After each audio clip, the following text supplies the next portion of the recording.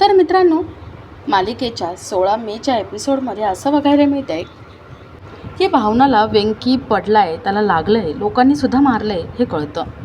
भावना वेंकीच्या काळजीने घरातून धावत पळत बाहेर पडते. उन्हातानाची चालत भावना घरी पोहोचण्याचा प्रयत्न करते. भावनाला उन्हाचा त्रास होतो आणि ती चक्कर येऊन खाली कोसळते. तर इथे जानू आजी एकमेकींना भेटतात आणि जानूला आठवतं की लग्नाच्या आधी आजींनी आपल्याला वॉर्न केलं होतं. आजींनी सांगितलं होतं की जानू, ते घर म्हणजे जेल आहे आणि तो राक्षस आहे. त्या जयंतच्या तावडीत पुन्हा अडकू नको, प्लीज हे लग्न करू नको. तेव्हा जानू म्हणाली होती की आजी, यावेळेस मी मुळमुळीत रडत बसणारी जानू नाही आहे, तर कणखरीत जानू आहे. यावेळेस मी सगळं सहन नाही करणार. तर जयंतने जो काही त्रास दिला आहे ना, त्यासाठी मी बदला घेणारच.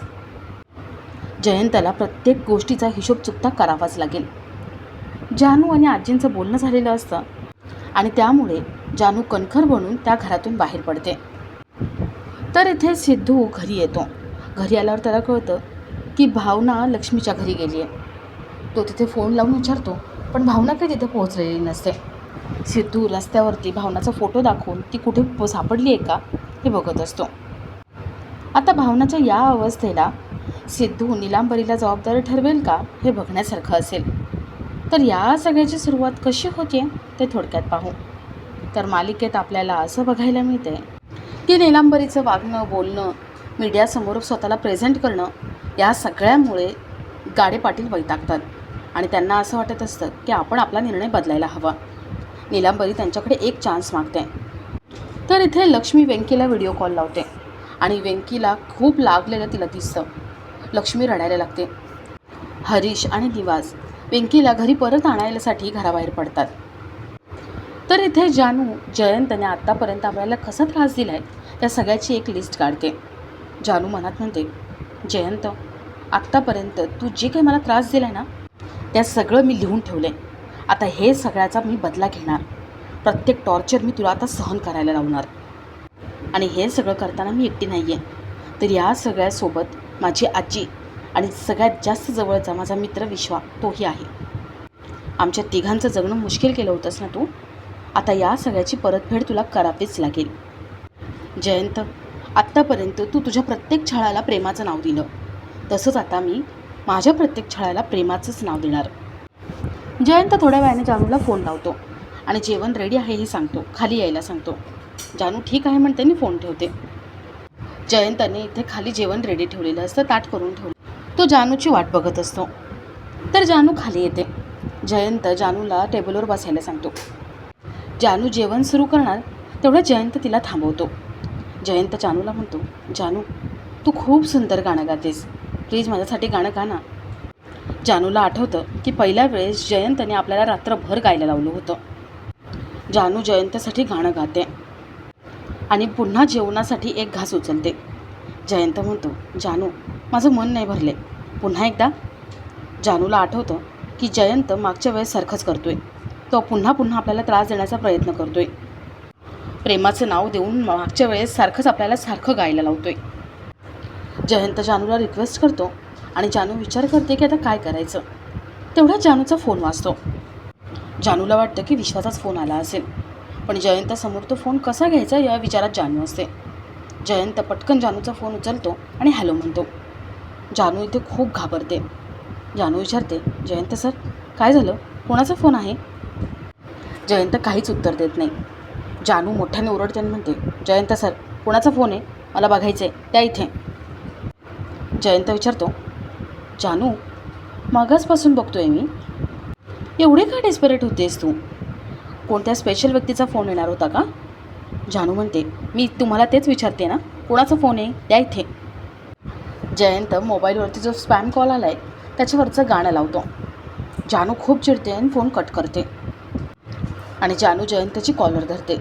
जानू म्हणते, नाही हा जयंत सर, माझं गाणं सोडून तुम्ही इतर कोणाचंही गाणं ऐकायचं नाही.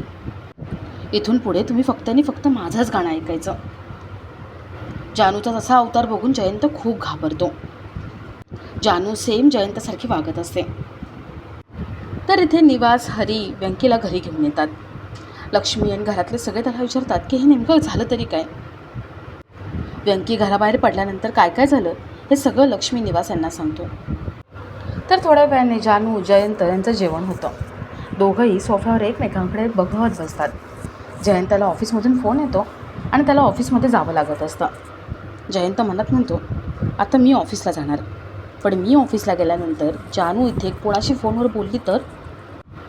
जयंत जानूला ब्लेझर आणायला सांगतो आणि जानू वर गेल्यावर जयंत पटकन जामर ऑन करतो. त्या जामरमुळे जानूच्या मोबाईलचे नेटवर्क निघून जातं. जयंत निश्चिंत होतो. आता जानू कुणाला फोन लावू शकणार नाही आणि कोणाचे फोन तिला येऊ शकणार नाही म्हणून तो खुश होतो आणि ब्लेझर घेऊन ऑफिसला निघतो. तर इथे नीलांबरीला भावना शिकवत असते.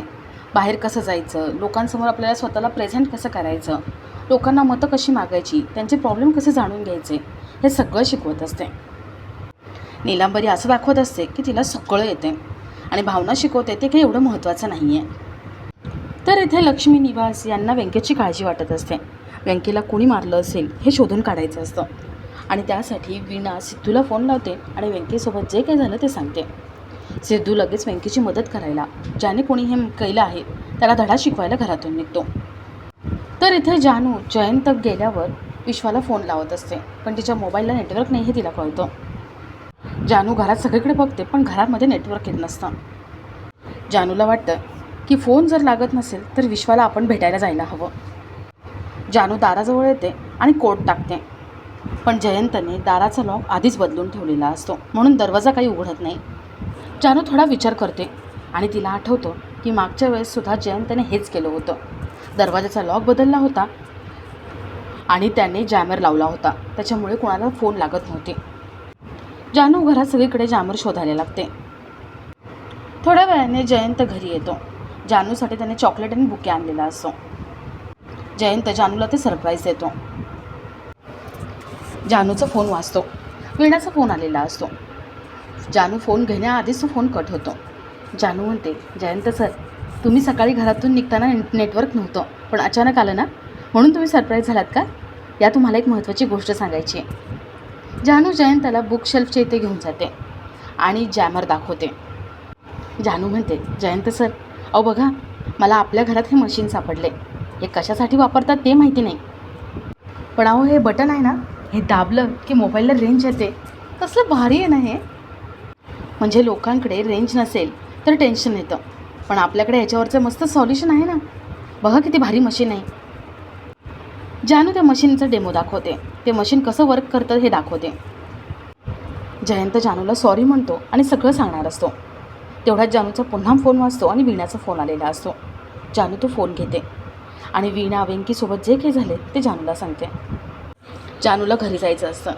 जानू जयंतला इमोशनल ब्लॅकमेल करते आणि त्याला आपल्या घरी घेऊन जाते.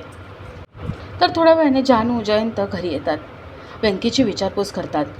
संतोष गेट बाहेर उभं राहून हे सगळं वाकून वाकून बघत असतो.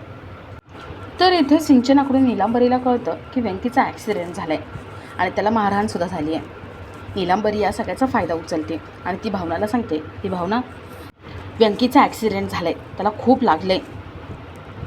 भावनाला व्यंकीची काळजी वाटते आणि भावना लगेच घरी जायला निघते आणि आपला आजचा हा भाग इथेच संपतो.